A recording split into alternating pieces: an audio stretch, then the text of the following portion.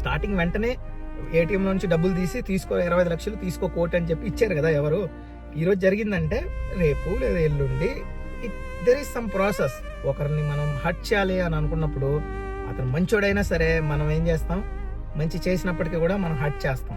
కాబట్టి అల్లు అర్జున్ ఈ సిచ్యువేషన్స్ అన్ని ఫేస్ చేయకపోతే ఈరోజు 2 crores ఇచ్చాడు ఫ్యామిలీకి, ఆల్మోస్ట్ 2 crores ఫ్యామిలీకి వెళ్తుంది. బట్ తనకి జరిగిన అవమానం అనేది మళ్ళీ రిటర్న్ తీసుకోలేరు కదా. తను తీసుకెళ్లి జైల్లో పెట్టారు, బయట తీసుకొచ్చి హ్యూమిలేట్ చేశారు, తను డిసప్పాయింట్ అయ్యాడు, చాలా జరిగాయి. సో అవన్నీ తను 2 crores లాసు, సెల్ఫ్ రెస్పెక్ట్ అనేది లాసు, తర్వాత తను డిసప్పాయింట్మెంట్ అయి ఉంటాడు, చాలా హ్యాపీ మూమెంట్స్ అన్ని మిస్ అయి ఉంటాడు. ఎందుకంటే ఇప్పుడు సెలబ్రేట్ చేసుకోలేరు కదా.